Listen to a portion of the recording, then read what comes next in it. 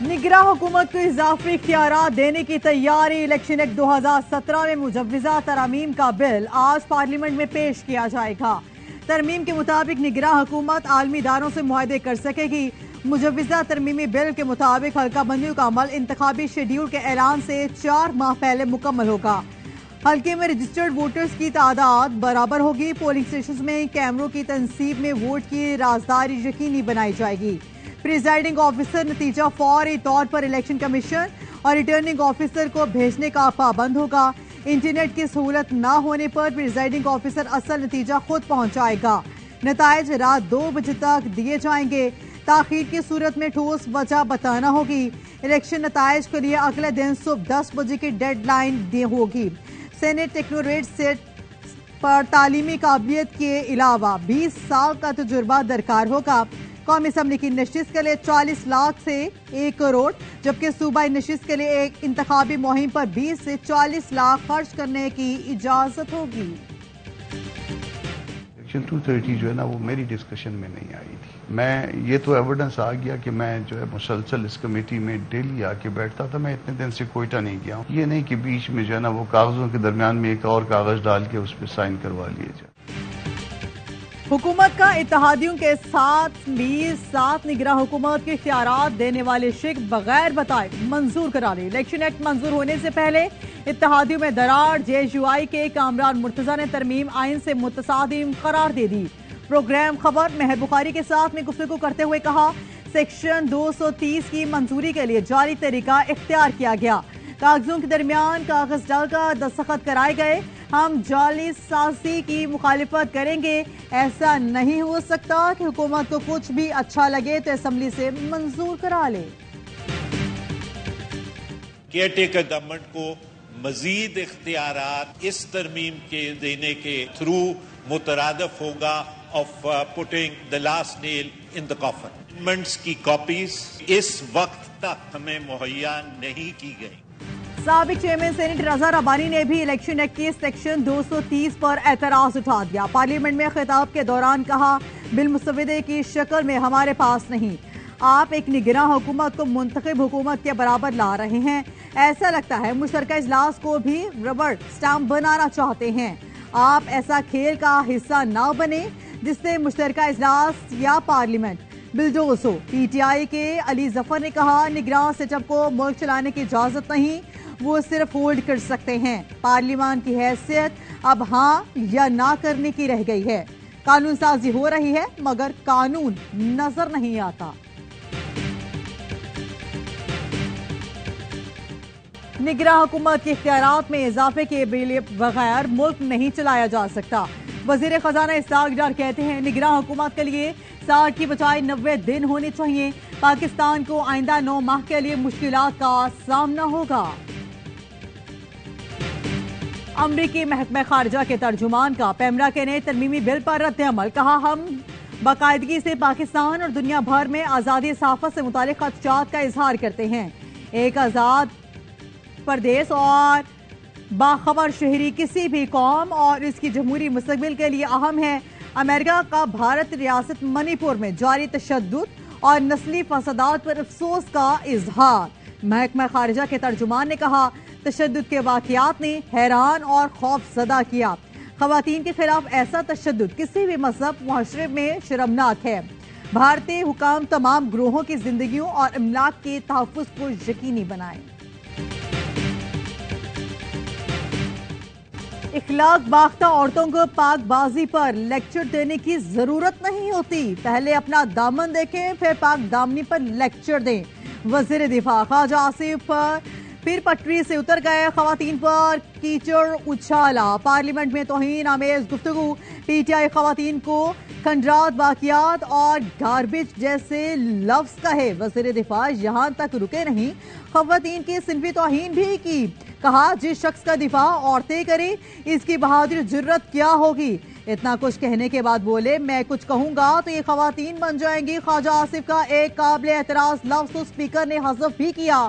وزیر دفاع کے قابل اعتراض گفتگو پر پی ٹی آئی خواتین ارکان نے احتجاج کیا لیکن اسپیکر انہوں کو خاموش کرنے کا کہتے رہے۔ خواجہ آصف کی توہین آمیز تقریر پر حکومتی بینچز کی خواتین نے کوئی رد عمل ظاہر نہیں کیا۔ خواجہ آصف ماضی میں بھی خواتین ارکان کی توہین کر چکے ہیں۔ خواجہ آصف کے ریمارکس پر تحریک انصاف کی خواتین آگ بگولا، ایوان میں احتجاج۔ ڈاکٹر زرکا نے کہا 50 سال سیاست کرنے والوں نے جو الفاظ استعمال کیے وہ زندگی میں نہیں سنے۔ کیچڑ اچھالنے والے سن لیں، ہمارے منہ میں بھی زبان ہے، لیکن گھر کی تربیت نے ہمیں روک رکھا ہے۔ جو اپنے آپ کو قابل عزت نہیں سمجھتے وہ دوسروں کی عزت بھی نہیں کرتے۔ عزت دو گے تو ہی عزت ملے گی۔ ضلع خیبر میں شہید ایڈیشنل SHO عدنان افریدی کی نماز جنازہ پولیس لائنز میں ادا کر دی گئی۔ DPO خیبر، پولیس آفیسرز اور لواحقین کی شرکت۔ عدنان افریدی جمرود میں انٹیلیجنس بیسڈ آپریشن کے دوران دھماکے سے شہید ہوئے۔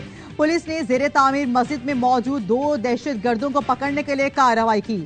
اس دوران ایک دہشت گرد نے خود کو دھماکے سے اڑا لیا۔ فورسز نے دوسرے دہشت گرد کو گرفتار کر لیا۔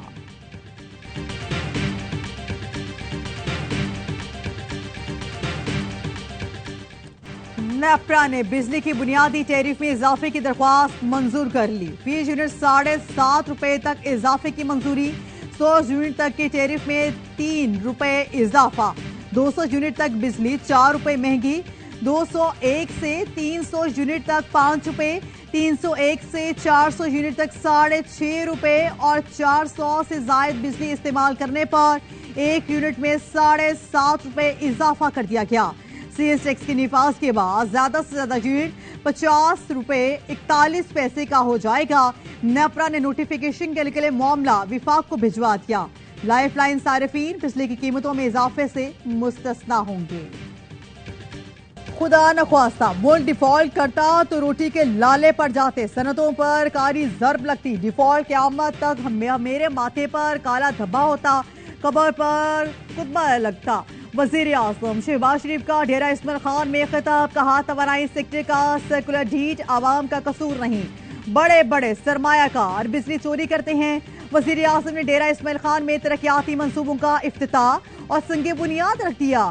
شہباز شریف کے اسلام آباد میں آزاد پیشہ ورانہ سرمایہ کاری اور نیشنل انویسٹمنٹ ایوارڈز کی اجرا کی تقریب سے بھی خطاب، نوجوانوں کو ایوارڈز دیے، بولے اگر وسائل فراہم کیے جائیں تو نوجوان دنیا میں پاکستان کا نام پیدا کریں گے اور ملک کے زر مبادلہ آئے گا۔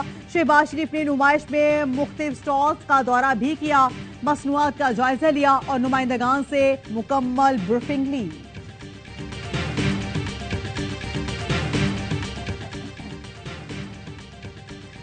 توشہ خانہ کیس میں چیئرمین PTI بیان قلم بند کرانے کے لیے سیشن کورٹ میں آج طلب، کیس میں چیئرمین PTI کی اپیل سپریم کورٹ میں سماعت کے لیے مقرر۔ جسٹس یحییٰ افریدی اور جسٹس مسرت حلالی آج سماعت کریں گے۔ زخم سے چور کمسن ملازمہ ICU میں مبینہ تشدد کرنے والی گرفتار نہ ہو سکی۔ سول جج عاصمہ حفیظ کی بیوی کے خلاف مقدمہ درج، جج صاحب سامنے تو نہ آئے، رضوانہ کی ماں کو فون ضرور کر لیا۔ رضوانہ کی ماں شمیم نے بتایا کہ جج نے فون کیا اور کہا کہ بیگم سے غلطی ہو گئی، بدلے میں جو ہرجانہ چاہے لے لیں، اس کو معاف کر دیں۔ بچی کی ماں نے جواب دیا، جج صاحب بس مجھے میری بچی صحیح سلامت لوٹا دیں۔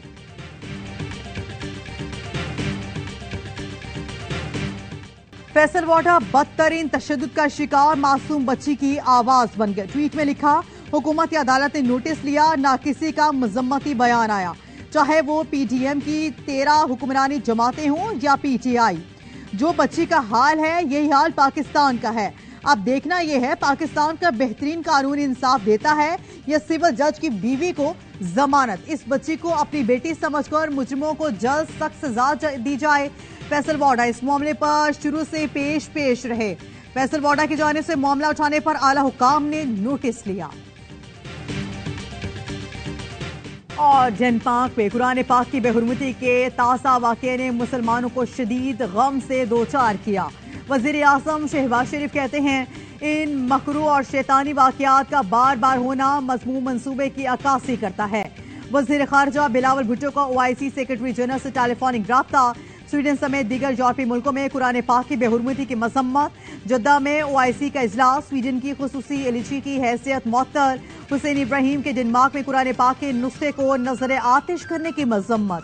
कहा, इस तरह की कार्रवाइयां मजहबी मुनाफरत, अदम बर्दाश्त को हवा देती हैं।